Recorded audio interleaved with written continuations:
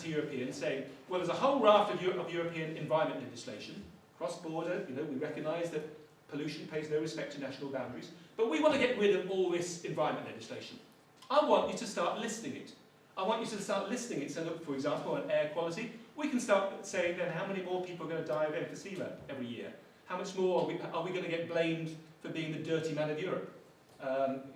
All these issues, just one by one, just name the regulations you want to oppose. Put people on the spot. And it also allows us then to say, well, okay, you want to say take away some regulations affecting industry. Okay, just how does this actually benefit industry, having these regulations taken away, if they're still being applied in the rest of Europe? I just want to, because it's a level playing field. People are exporting and manufacturing products which are going to be sold in 28 different countries. Most manufacturers want that level playing field. It just makes life easier having one set of rules than 28. Perhaps you... So Gary, come in. Actually, just reminded me there, when I was elected in 1989, the first thing I had to deal with was, believe it or not, in Salford there was a company that made pizzas and exported them around the world, but they couldn't get into the Greek market because the Greeks had some peculiar law, which was illegal under EU law. So we put a complaint to the European Commission. Greeks had to remove that requirement, and therefore this Salford company was able to sell it to Greece. So it's you that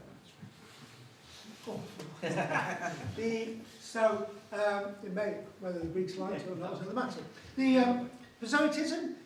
I think this idea of us and them, as if the world, if somebody wins something, somebody else has to lose, isn't really what politics is actually about. We often all win. And Chris is right. Prime ministers and so on always go, well, it wasn't us, it was them. It actually works the other way for benefit. Let me give you an example. When Hungary was negotiating to join the European Union, the European Commission did a report on all the accession countries, and one report came out which slammed lack of progress on legal reforms and reform of their judiciary. The EU ambassador to Hungary was that night at a reception and saw the Justice Minister heading straight for him. He thought, I'm in for a rough ride. Justice Minister literally embraced him and said the best day's work was this report, because finally he could persuade the government they need to invest in this reform of their judiciary. Finally they were forced to do it. So a lot of governments actually end up doing things they know they've got to do, but for political reasons they like saying it, because they say, well, it's sure there's forcing us to do it, but they know they want to do it. So it does work both ways.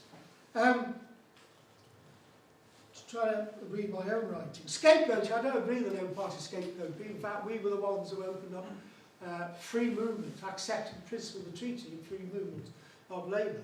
We have started to see scapegoating because that is part, of course, there are issues, but it's also part of the right-wing agenda which says your problems are somebody else's fault, and if we remove that somebody else, the world will be a wonderful place.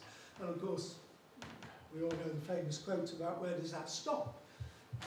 So there's also a right-wing agenda which Chris has turned on, which is anti-European Union. I once did a debate in the Durham University, and the guy who was opposing the EU said the main reason he wanted Britain to leave the EU was to get rid of the minimum wage. Well, A, the minimum wage has nothing to do with the EU, that's a national matter, but B, it illustrates that what they're looking for is an economy not unsimilar to the United States, where there's low environmental standards, low social standards, low workers' rights. That is a political agenda which is about politics, not really about Europe. Europe is the convenient scapegoat. I mentioned we don't talk about Europe. What I mean is, look, you don't start up and say, I want to talk about Europe, because everybody falls asleep. You go up and say, I want to talk to you about climate change. Chris will talk about the work he's been doing on climate change and carbon capture. How can you deal with that alone, by yourself, as one member state? You have to work with other countries. You have to combine, because pollution does not stop at national frontiers, it doesn't show its passport. You need to work together. At the moment, the EU is leading the fight on behalf of not only the European Union, but the member states of the European Union, which is a legal distinction, against Ebola. It's Europe, the European Union, the European Commission that's dealing that, because we know that unless we deal with this outbreak, there is a serious danger to the rest of us, because it's a very dangerous disease. So it's about working together to solve these problems. If we talk about the issues and then say how we can resolve them, you resolve them at the global level, European level, local level. And you need to get that across. On a referendum, actually the referendum one is a difficult one. Why shouldn't we have a referendum on banning smoking in public places? Why shouldn't we have a referendum on gay marriage? Why should we have a referendum on anything? Why bother having elections after a referendum on everything? I don't agree with the analogy of lancing a boil. A referendum does not solve anything. We just had a referendum in Scotland. The day after the Scottish independent movement lost, they were campaigning for Scottish independence again. And saying what everybody who loses referendum says, we were cheated. That will happen, I guarantee. We had a referendum in 1975. The losing side almost immediately said we were cheated.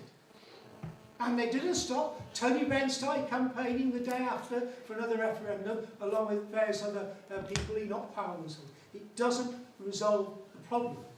Can I just ask, I think Gary's refuting my suggestion that we shouldn't lance the boil, but actually I think he makes a valid point. How would you respond to that? That, you know, having a referendum just invites people to start saying, well, you know, let's have another referendum and then another one. I actually agree. I think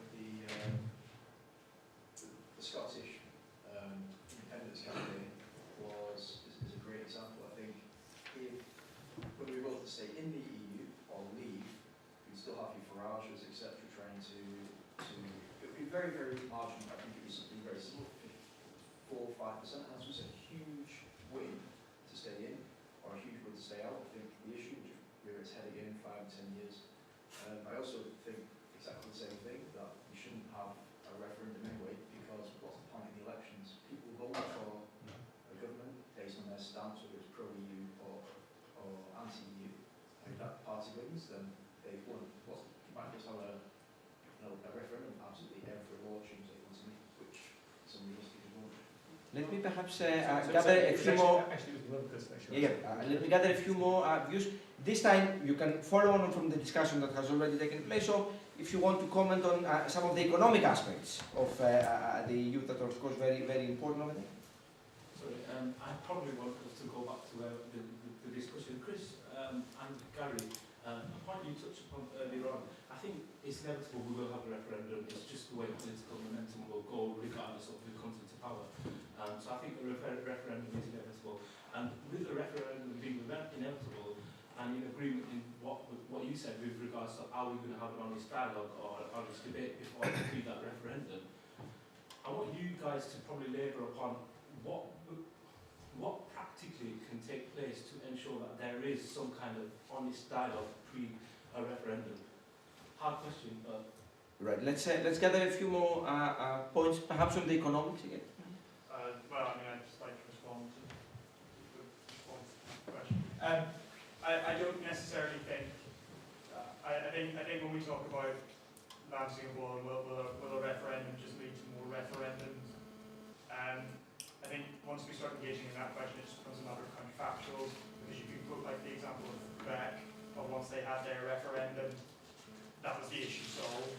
Like the issue's largely gone away there. You can also then referendum. have one on it. Have more than one.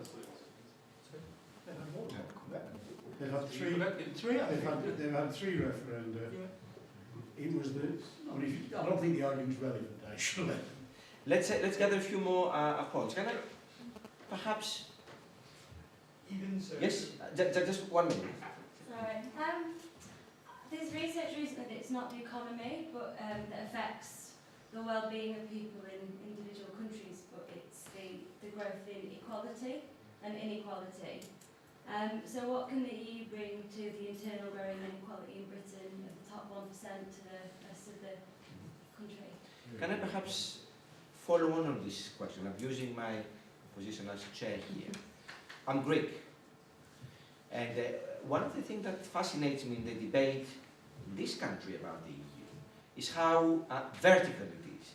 That is always centering around how much sovereignty should we cede or not cede to Europe, how much we keep for ourselves, how much we give to Europe. But I guess the recent crisis has also highlighted very interesting horizontal questions and highly ideological, in that sense, and political questions, which goes something like this. Why would you encourage a young British voter to be supportive of the European Union when we now know that the European Union is pursuing policies in the south of Europe that have created 50% young unemployment levels, that have created 20–25% overall unemployment levels. It's interesting that in Greece, for example, nowadays, the European Union is considered to be to the right of the IMF in the context of the Troika. So there is a horizontal issue that I would perhaps like you both to reflect on and get perhaps one more point on this. Can I congratulate you, Mr. Chairman, on valiantly trying to put another opinion? I've been coming to these meetings since they started in Manchester, and because we're at a university, the type of people that attend all basically have one opinion. I think so far you've been vying to say how the people outside who have this anti-EU opinion are either ignorant, stupid, they shouldn't really be allowed to vote because they might vote the wrong way, or it wouldn't settle the matter anywhere. I've heard this. Now, I have to say, personally, I've worked for European Commission projects most of my life. I actually had a vote on the first referendum, and I voted for staying in. And I have to say, when I've kept the documents, and we were lied to. We were. When I've seen the original documents, I've still got them. They say, we have averted the threat of a single currency.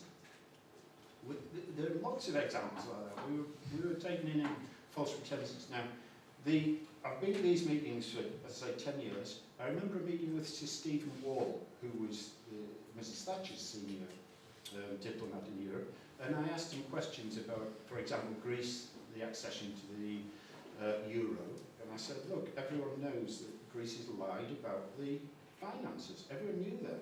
I said, and if you look at the European Commission criteria for accession to the euro, no, I think there was Luxembourg satisfied the criteria. No one else satisfied it.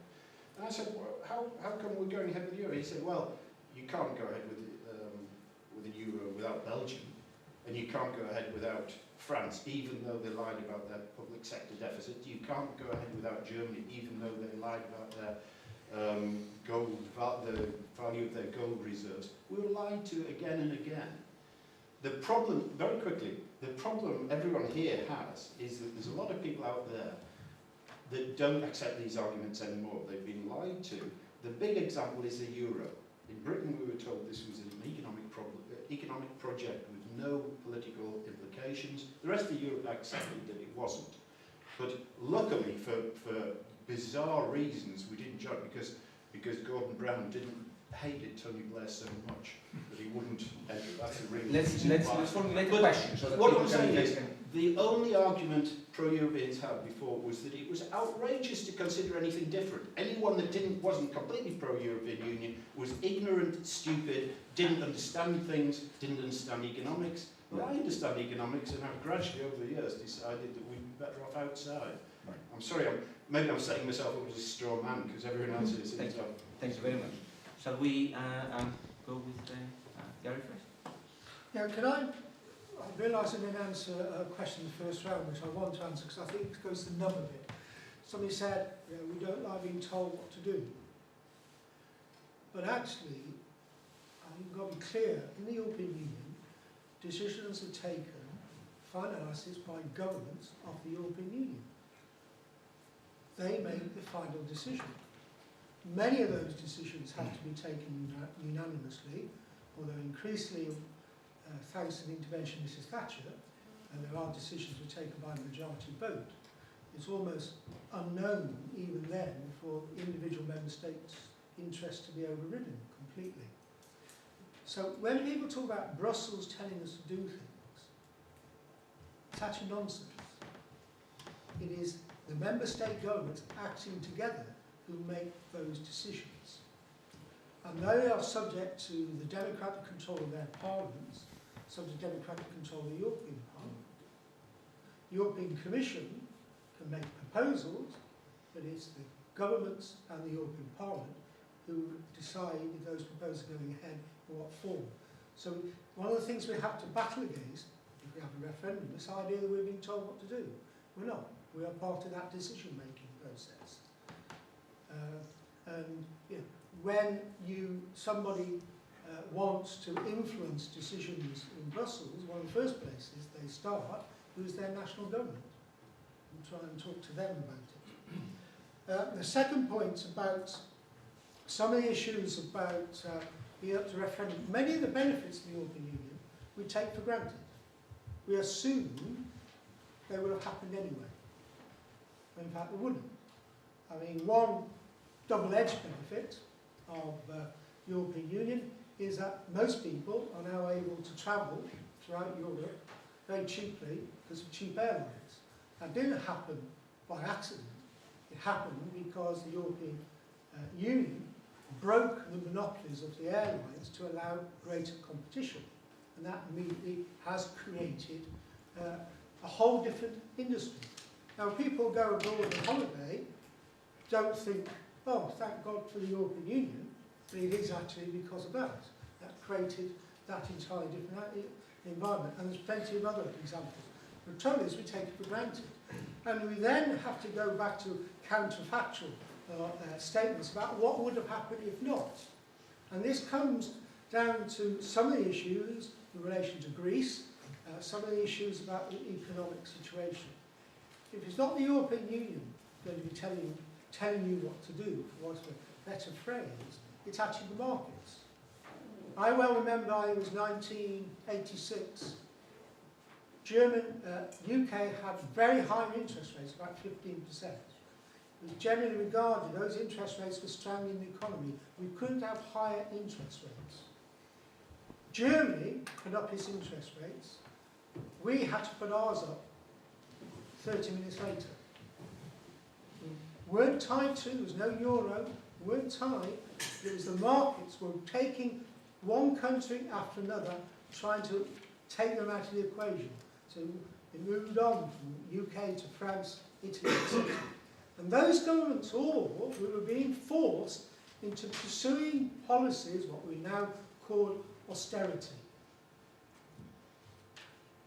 Now I would argue, but I mean, it's clearly an argument that's open to all sorts of interpretation, that given what happened with the global economy, the situation in Spain, for example, would have been far worse if it hadn't been the European Union giving support to Spain and giving support to Greece. But you can't run away from the fact that in a market economy, the market does influence, whether we like it or not. And you know, where would Greece have been without the European Union support? So it wasn't just telling Greece to do it, it's providing financial support. And of course, you don't provide financial support to anybody without conditions being attached. You have to reform your economy. Because those of us who are always on the sceptical side about the whole issue of the exchange rate mechanism when the UK joined under John Major, and also the single currency. One point that's always important, it buys you time, but it doesn't substitute for having to make some important decisions about your economy. John Major joined the single currency in order to reduce interest rates, which came down immediately pre a general election. But because there were not systematic changes and systemic changes to the British economy, eventually the inflexibility in the exchange rate mechanism forces your government into changes, which is why we had to leave the exchange rate mechanism. So it's important, you know, this idea that Europe is telling Greece or Spain what to do. There are issues created by a global financial system. We've got other questions about how that was allowed to happen. But I think it's important to say it's not specifically Europe's problem, high unemployment, but you're right. high unemployment in Spain is causing problems. But it's also causing a restructuring, because one of the things that's come out of Spain is the rise of Podemos, for example, a movement of people which are rejecting the existing political parties who have all been involved in root and branch corruption, and how the banks were run in Spain. And that is blowing that all open. And what will happen is there'll be a far stronger Spain as a result of it, and there's true elsewhere. I just wonder, how many people here think that Britain has a reasonable functioning democracy? Reasonable system of government? Not by comparison. Well, yeah, sure. Okay. And how many people here agree with all the policies of the current government? Okay, just want to make the point, you know? We don't all agree with the institutions. I don't agree with the European Union in all respects. There's an organisation called Open Europe, which is very critical of the EU, although ultimately it says when push comes to shove, it believes Britain is better in than out. But it calls for many, many reforms that often they're controversial, and often I think, yeah, they've got a good point there. You know, there's lots and lots of things we should be changing. The point was made about how could there be a referendum campaign which was, I don't know. John Stuart Mill was the great 19th century philosopher backing liberty. I think one of his early papers said there should be universal suffrage. Everyone should have a vote, but they should have to pass a reading test first. They should be able to read the newspapers in order to assess opinions. I think he changed that opinion a bit eventually, but you know, how do you qualify these things that only sensible people can vote? I'd like that. I'm happy to sort of draw out a sensible test. Give them a Liberal Democrat membership card. There aren't many people. It's very precious. They're very precious, by the way, because there's not many of them. I mean, not many people have them, alas. I don't know if you know the rules, but the broadcasters, the Broadcasting Act requires the media, the radio and television, to provide balanced coverage during the course of a general election campaign, and I think that applies probably during a referendum campaign too. Balance can sometimes be ridiculous. You know, it's sometimes the arguments are overwhelmingly 90% in favour of one thing, but the BBC will still try and find someone to oppose it in order to get balance. But nonetheless, you know, in a debate, you'll get both sides of the argument, I think, through the broadcasters. Newspapers are a different ballgame. I mean, the newspaper editors will do what Rupert Murdoch and his similar owners, proprietors, tell them to do. So, who knows what that will be like. I don't know how to change that. On the issue of equality, well, let's look at the European Union. First of all, rich and poor countries. The richest country in the European Union would be who? Luxembourg. That's it. Little baby Luxembourg. It's got, you know, not only is it the current president of the European Commission, when he was Prime Minister of Luxembourg, seems to have done a good job in making it a tax-free zone in order to encourage people to come and put jobs there. But he also there's lots of European Union jobs there. So Luxembourg is very nicely. Poorest country? Bulgaria. Yeah, I think Bulgaria is even poorer than Greece, I think, isn't it? Yes. Okay.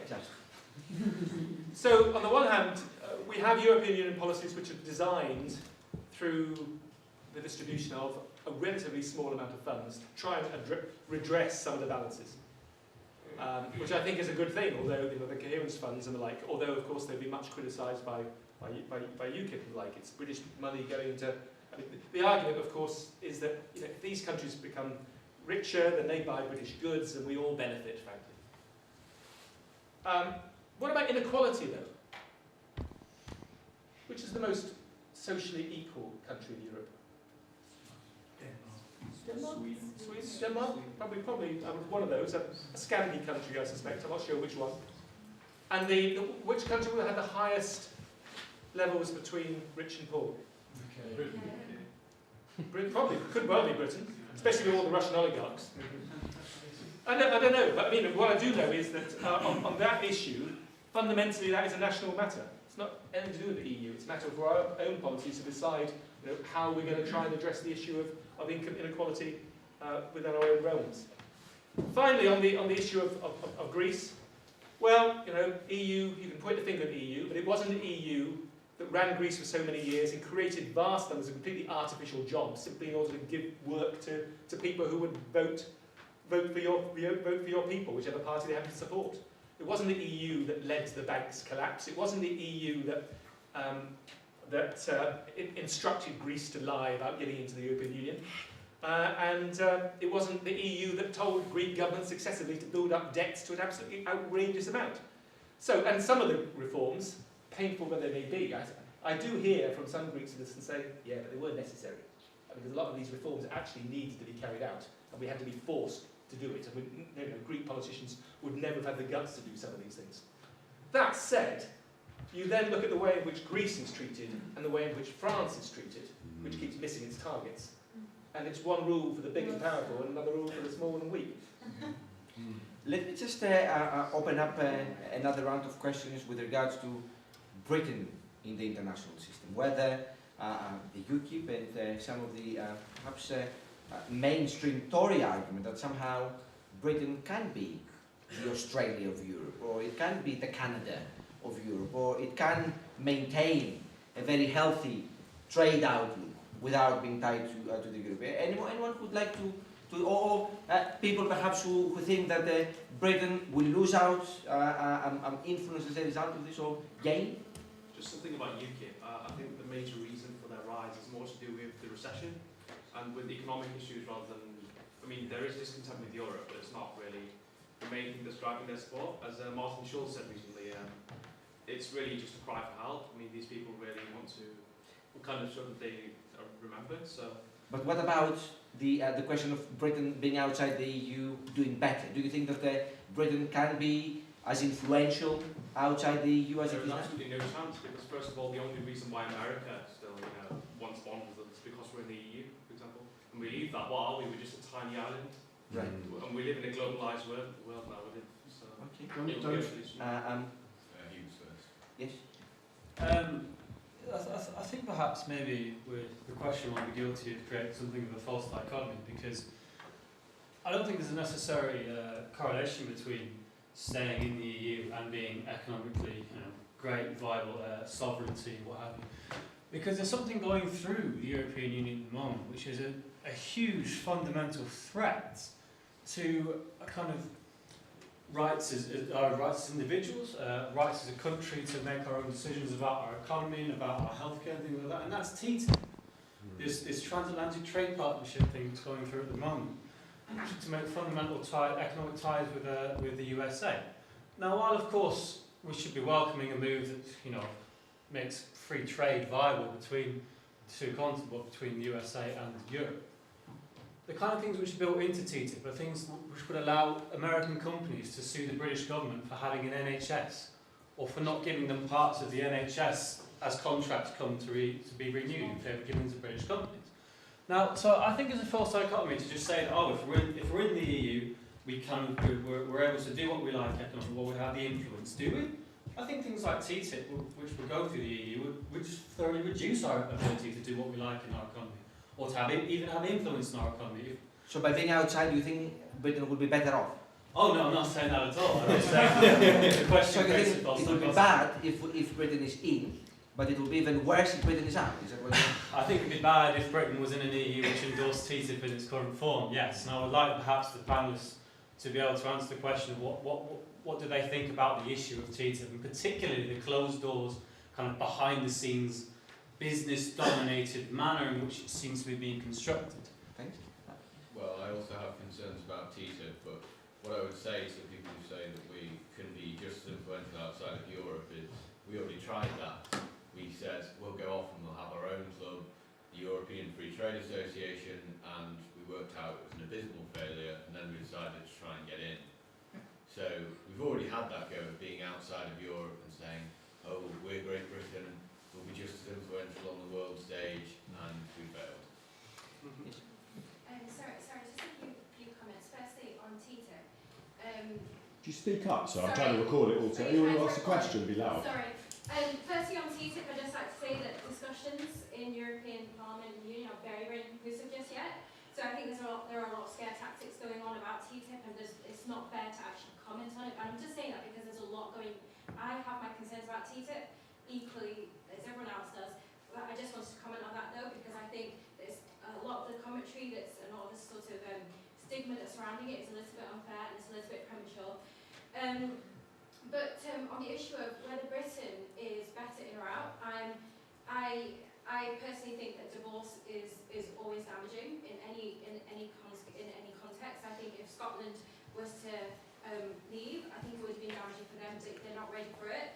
I think it's the same for Britain. It would be damaging for jobs. It would be damaging for businesses. It would be damaging for Britain's ability to punch their way to the world. But one thing I would like to ask the panel, and this is sort of related but not really, is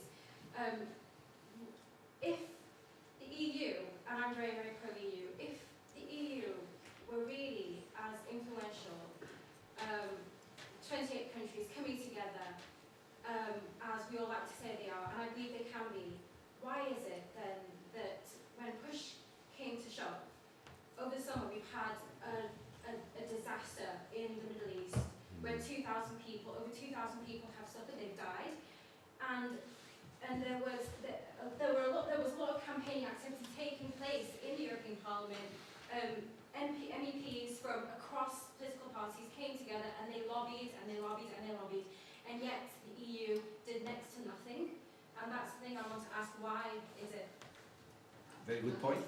There's one more hand in the back. You can be very brief and then we can... One of us, the chapel there might go.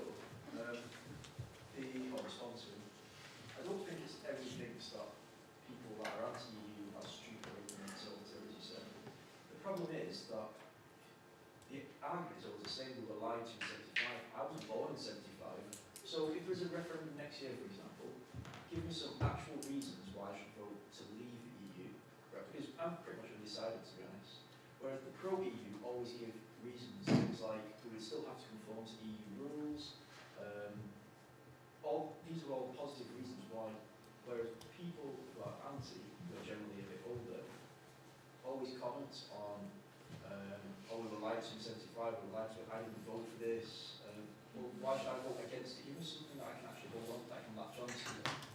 Okay, thanks very much. Let's we want to open a debate between the audience because that will need a very long session, of course. But let me. I think it's me versus the rest. Anyway, you can have a chat after.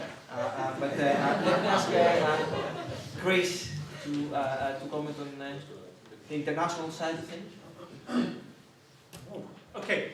First of all, TTIP, which is the American, the attempt to have a European United States trade agreement, transatlantic partnership.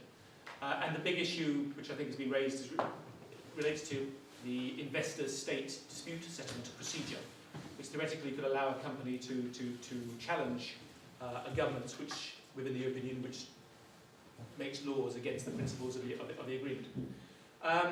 But we have this clause in lots. We have trade agreements, of course, with lots of countries across the world, and there was an arrangement of this kind in most of those treaties. All of them? Okay. So why has it suddenly become an issue now when it's not become an issue in the past? I mean, if this was going to happen, if this was so terrible, why is it not being raised elsewhere?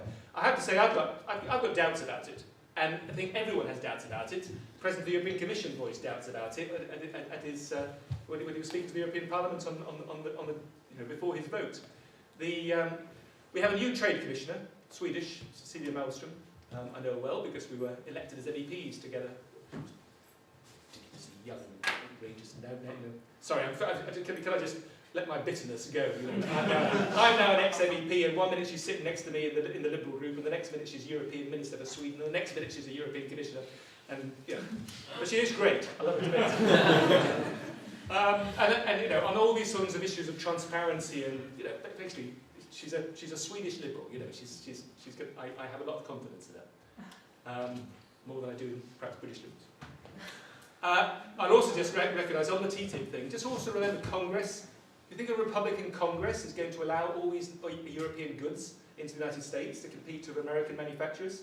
I think TTIP, whatever happens on our side of the Atlantic, TTIP is going to hit big problems when it goes to Washington in whatever form it is. Lots of problems there. Move on quickly. Just on the whole business of the whole business of business and Brussels laws, it's already been said that the likelihood is that if we were to pull out of the European Union, we would still stay within the European Economic Area. And that leads to the Norwegian issue. Norway's in the European Economic Area, and yet about 70% of its laws are actually made in Brussels, and the Norwegian representatives are outside the room. So Norwegian politicians are frustrated at the fact that their populace keeps voting against joining the European Union, because they're the ones who feel a bit humiliated by the fact that they're not there. I've been here. I had a meeting with the NN about 2 months ago. We had a meeting on climate change, carbon capture and storage issues, and we had the British energy attaché from the British Embassy, the French, the Dutch, and the Norwegian.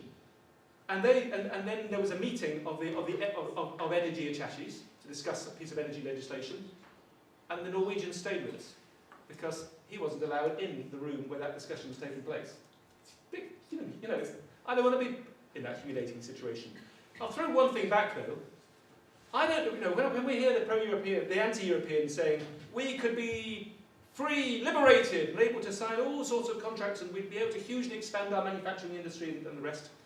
I don't know what's keeping us back. I don't know why Germany is so successful when we're not.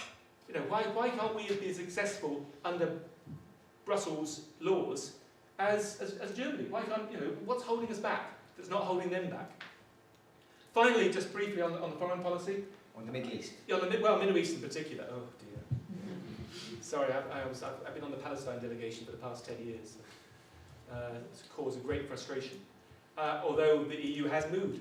Basically, European foreign policy is decided collectively by the foreign ministers of the European countries. And it's done by and large by unanimity. And it's done behind closed doors, and there's very little,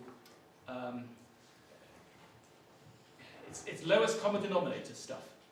And there's so many issues in the Middle East. On the Israel-Palestine one, the EU statements are, I think, fine, exemplary.